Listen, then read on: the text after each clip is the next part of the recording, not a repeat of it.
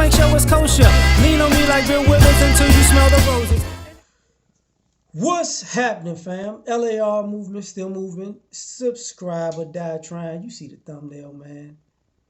You're not rich, you're irresponsible. So I saw this, it's inspired by a social media post that I keep hearing it, and other people are posting it, like they're at a fine restaurant and they're eating, the finest of cuisines. And in the background it says, I know you see me posting this, you think I'm rich. I'm not rich, I'm just irresponsible. And it makes me laugh because that's what social media is. And I was talking to my lady about, we just talking about life and quote unquote legacy, and where people do crazy things and they mess up their lives and legacy. And a lot of that comes from being irresponsible. I watch posts, on social media where people are saying, this is what I did this weekend.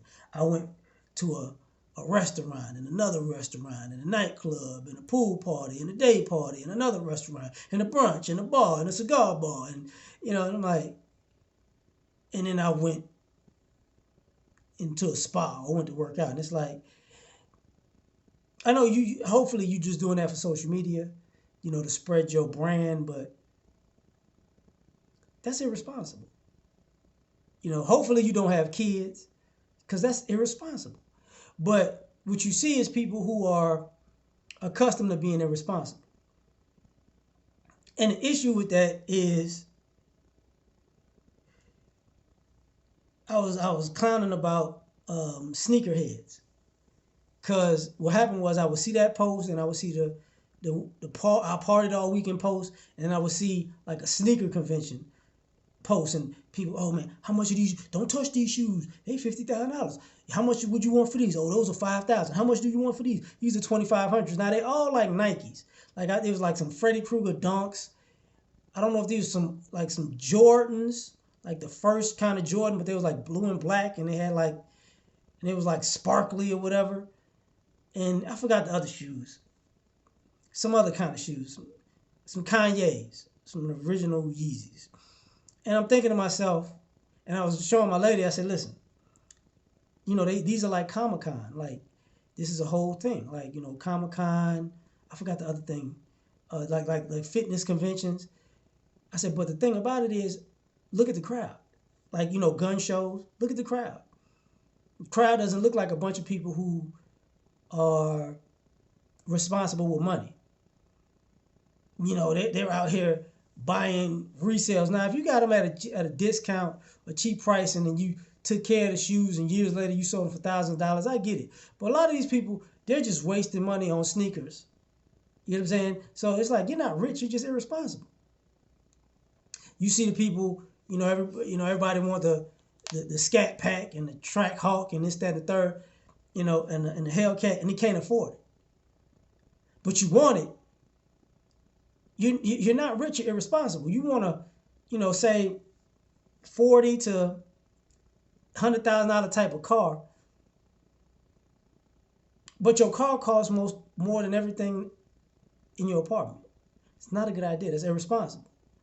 And I was telling, we was having this conversation about legacy, and I was laughing because I said, this is where people have a generational issue, is because what happens when you talk to your parents, and your parents say, I lived a good life. I went here, I traveled here, I partied here, I drank alcohol, I did drugs, I bought all these things. And then when they die, you realize you might have to pay for the funeral, and they didn't leave you or their grandkids a doggone thing. And near the end, you were helping to take care of them. And they were probably a person who inherited stuff from your grandparents. And it's like, you're not rich, you're just irresponsible. And then you look back, man, how did you mess this up? Depending on where they lived, like say if they lived in New York, I think in the 90s, I want to say in the 90s, those brownstones were like $1 because of the crack era. You could buy a brownstone for like $1 because then nobody wanted it. It was in the quote unquote bad side of town, bad area. And then 10, 15 years later, it was gentrified And now those brownstones are like $1 million, $2 million, $3 million, $5 million properties in New York. And the same thing happened.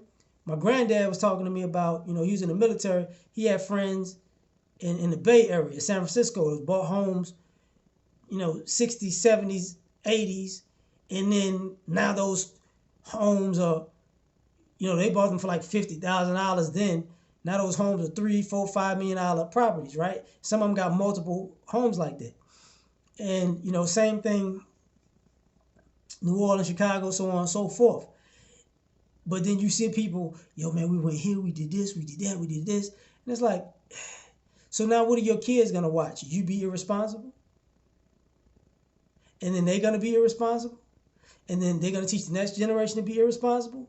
And, as long as we're talking about black people coming together and this, that, and the third, and it's like, we're acting, with this, we need to be luxurious without fiscal responsibility. So we got a small demographic preparing for the worst and saving and doing 401ks and, investing.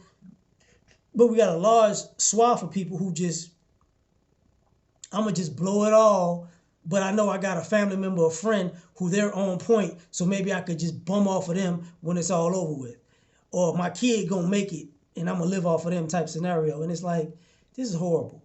But you're not rich, you're just irresponsible. And what happens when people go, I'm not helping you? And it's, oh, but God told me, Jesus said. Jesus didn't tell me nothing. Jesus might have told you, but Jesus didn't tell me, so you're on your own, pimp. But tell me what you think. Like, share, subscribe, or die trying. Catch you on the next one. Peace.